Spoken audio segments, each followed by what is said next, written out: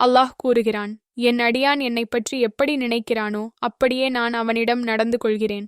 அவன் என்னை தனியாக நினைத்தால் நானும் அவனை தனியாக நினைப்பேன். அவன் என்னை ஒரு சபையில் நினைத்தால் அந்தச் சபையை விடச் சிறந்த மலக்குகளின் சபையில் நான் அவனை நினைப்பேன். Message: Peace comes from knowing that if you reach out to God, He is already there for you. Thinking positively about your Creator brings mental tranquility.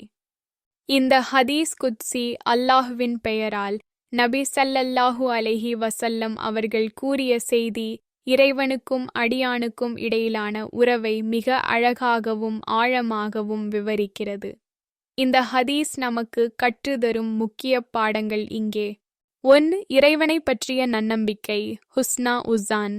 என் அடியான் என்னை பற்றி எப்படி நினைக்கிறானோ அப்படியே நான் அவனிடம் நடந்து கொள்கிறேன் என்பது மிகப்பெரிய நம்பிக்கையை தருகிறது.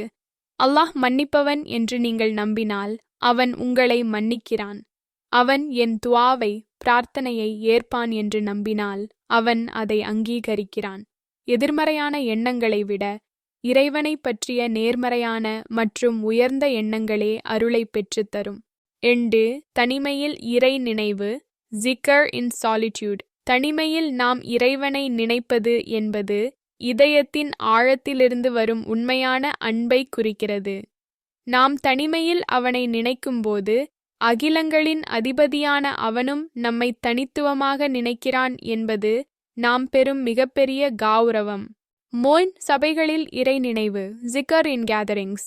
மக்கள் மத்தியில் அல்லது ஒரு சபையில் இறைவனை பற்றி பேசுவது மற்றவர்களுக்கும் நன்மையை ஏவுவதாக அமைகிறது.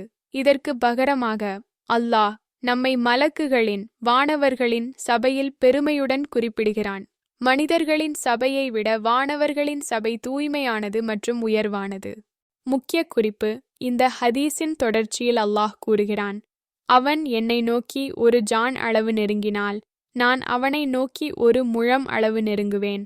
அவன் என்னை நோக்கி நடந்து வந்தால் நான் அவனை நோக்கி ஓடி வருவேன். இதிலிருந்து நாம் அறிவது என்னவென்றால், நாம் இறைவனை நோக்கி எடுத்து வைக்கும் ஒரு சிறிய முயற்சி அவனிடமிருந்து மட்டற்ற அருளையும் நெருக்கத்தையும் நமக்கு பெற்றுத்தரும். இறைவனின் அன்பை பெற உள்ள தூய்மையுடன் அல்லாஹ் என்று நினைப்பதே பெரிய திக்ருதான். நீங்கள் வேலையில் இருக்கும்போதோ அல்லது ஓய்வாக இருக்கும்போதோ நாவால் மென்மையாக இவற்றை ஓதி வரலாம். இது உங்கள் மனதிற்கு பேரமைதியை தரும்.